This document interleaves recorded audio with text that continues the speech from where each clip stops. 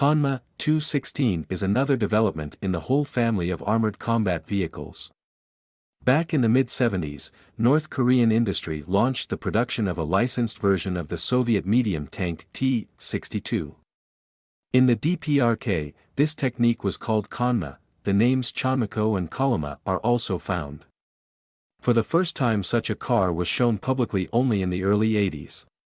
Subsequently, several new combat vehicles were created on the basis of the existing tank, which differed from each other in various design improvements, as well as in the growth of basic characteristics associated with them. Tank Chonma-216, according to various sources, was created in the middle of the 2000s. And soon clicked service. In the future, the industry has created an improved combat vehicle, Sungun 915. However, the development of previously developed technology has not ceased. As recent events show, the Chonma-216 tank has recently attracted a noticeable modernization, during which it received an updated system and, probably, some new internal equipment. Obviously, such a modernization had a very positive effect on the overall firepower of the tank and on the range of combat missions solved by it. The most interesting feature of the modernization project of the existing tank is an unusual approach to the formation of an armament complex. The base Soviet T-62 and its first modifications of the North Korean design were armed with tank guns and several machine guns. In recent years, the North Korean military and engineers began to consider such an armament complex to be insufficient, due to which the latest combat vehicles are equipped with several additional systems. As a result, the existing armament of the tank is complemented by several additional receiver systems and is enhanced by guided missiles.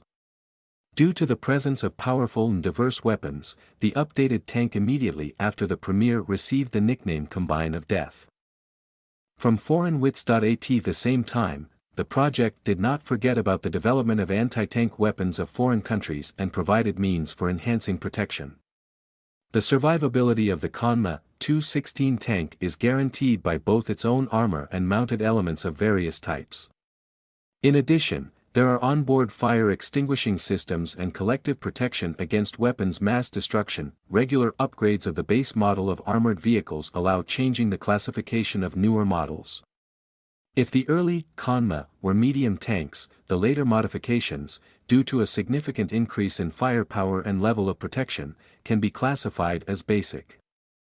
There are certain reasons for doubting that even after the last modernization, the Chonma-216 can compete with modern foreign models, but even in its current form, this machine is a very interesting model with rather high characteristics. In the course of multiple modernization of the base tank of the Soviet design, the industry of the DPRK did not begin to affect and change the main features of its appearance. All projects of the Chonma family involved the construction of a classic-style combat vehicle with a front management compartment, a central combat compartment and an engine compartment in the stern. At the same time, however, over time, the protection of the hull and the tower was improved. In addition, the complete configuration of the aft engine compartment was changed.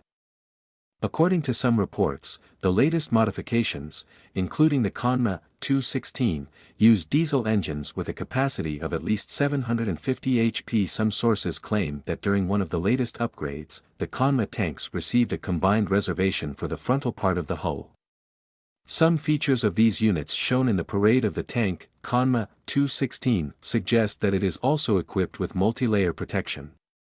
In addition, the frontal projection of the hull is additionally covered with large curved armored parts and a large number of box-shaped dynamic protection modules.